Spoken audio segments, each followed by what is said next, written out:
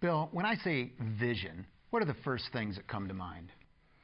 I think it's the most powerful weapon in a leader's arsenal. I mean, certainly we need to build teams, solve problems, establish values. We need to do a lot of things, but you get to do those other things when you've already cast a vision that's put the whole organization in motion.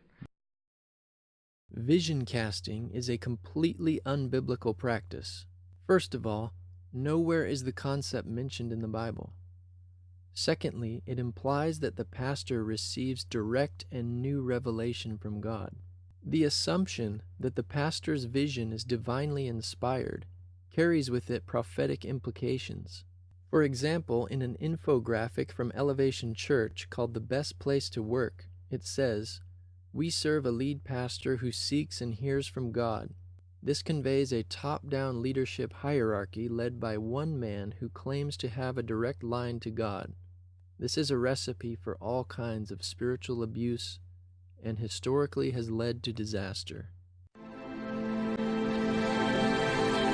We are united under one vision. Elevation is built on the vision God gave Pastor Stephen. We will aggressively defend our unity and that vision.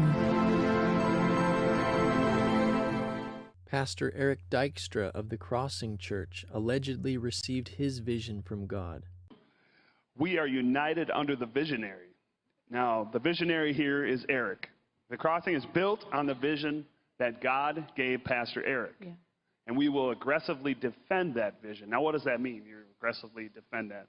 That means that we do church the way he wants us to do it. And me as a campus pastor, I can't go up to Zimmerman and decide that I'm going to preach on Sunday because that's not the vision that we have for this church that God gave to Eric. And we defend that when people go, well, maybe we should do it this way. And we're like, no, you don't understand. God gave Eric this vision. We do it this way because we don't want to argue with God, basically. We don't want to be like, Eric's not God. We're not saying Eric's God. He's not God. Not God. But he's got a vision from God, and we have decided with our lives that we're going to follow that vision, and we're going to stick to that. And if we ever just decide that we don't want to be a part of that vision, then we can go find a church and serve somewhere else. And that's okay. We're not telling anybody that they have to unite under this vision that Eric got from God. You can do whatever you want. But we think that it's a really cool vision. We're on board with it, and we're going to defend it, and we're going to stick to it. So to argue with Eric is to argue with God. But these new revelations and visions contradict the doctrine of Jesus. Notice the church codes from both of these megachurches stated how the God-given vision of the pastor is to be aggressively defended. And we will aggressively defend that vision. We will aggressively defend our unity and that vision. This means that the vision cannot be challenged. Any critique of the visionary is unacceptable, no matter how biblical that critique may be. Often, these megachurches have membership covenants with clauses that contractually obligate you to leave if you disagree. These membership covenants can also be used as legal documents to protect the pastor and leadership. For example, a confidentiality agreement must be signed by employees and anyone who wishes to quote-unquote volunteer at Stephen Furtick's Elevation Church in Charlotte, North Carolina.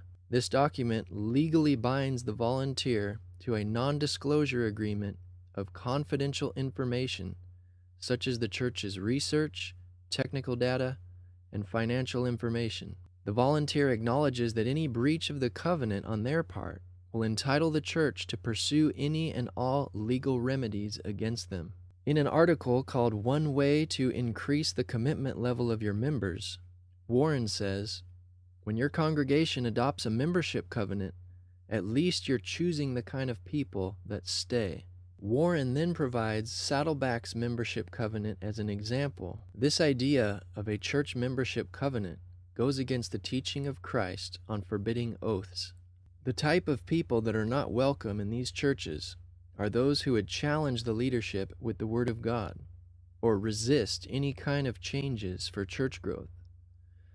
Those who resist the changes necessary for monster growth must change or die. Rick Warren told pastors and church leaders, If your church has been plateaued for 6 months, it might take 6 months to get it going again. If it's been plateaued for a year, it might take a year. If it's been plateaued for 20 years, you've got to set in for the duration. I'm saying some people are going to have to die or leave. It is easy to see how these celebrity pastors have set up a system within the megachurch in which their vision cannot be challenged and they are unaccountable to the Word of God. Rick Warren's movement emphasizes deeds, not creeds. He also tells us about his ideas of the judgment at the last day, saying, God won't ask about your religious background or doctrinal views. But the Apostle Paul told Titus that a bishop of a church must be able by sound doctrine both to exhort and convict those who contradict. 2 Timothy 4:3 says, For the time will come when they will not endure sound doctrine, but according to their own desires, because they have itching ears, they will heap up for themselves teachers.